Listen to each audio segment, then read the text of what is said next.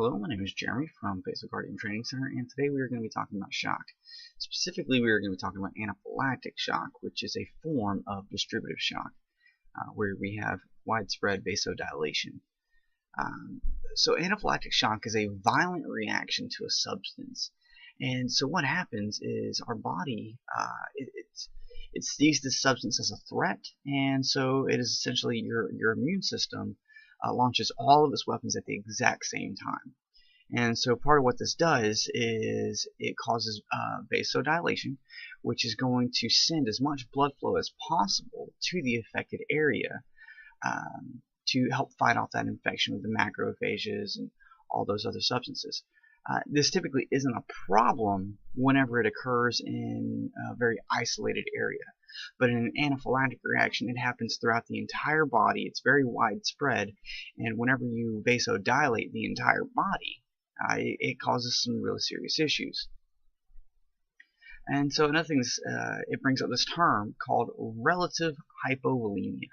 And what relative hypovolemia means is that in relation to the new size container, which is the container after the anaphylactic reaction has occurred, the volume that was normal once upon a time prior to the reaction is now not enough to support the system.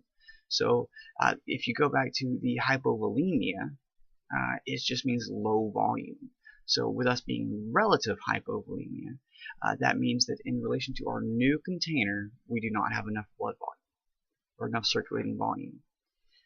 So histamines are released, and what happens with the histamines is they actually cause the vessels that are already dilated to actually open up and become porous to flood the interstitial space with blood. That way it can help fight off the infection better. So what we get with this is we're actually going to notice a swelling. So you can have swelling throughout the entire body. It can be localized to a certain area, but that histamine release essentially causes that container that was already getting larger with a low relative fluid volume to actually lose more of that fluid volume. And so that is another thing that we have to worry about. Not only is our fluid leaving the container, it's actually the container is also larger as well. So part of the swelling that happens is you'll actually notice that your airway can start swelling, and that both your larynx, right there at your vocal cords, it can start swelling, and that is going to lead to something called stridor. And then you can also have constriction or swelling in your lungs, which is going to lead to wheezing. And so both stridor and wheezing, they are both musical in nature, because it's just like whenever you purse your lips and you blow air through it, you create a whistle. Stridor is a whistling in the back of the throat.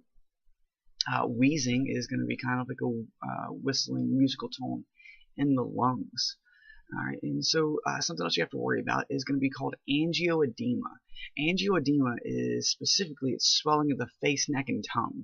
And so this can definitely pose an issue for your airway. If your patient does not get treated very quickly, this can lead to a very, very serious situation that could result in your patient's death. And then on top of that, you're also going to have urticaria.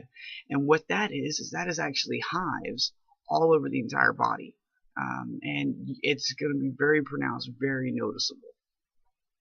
So just to kind of recap right quick, anaphylaxis is a form of distributive shock, which means that it causes widespread vasodilation, and it causes relative hypovolemia through that.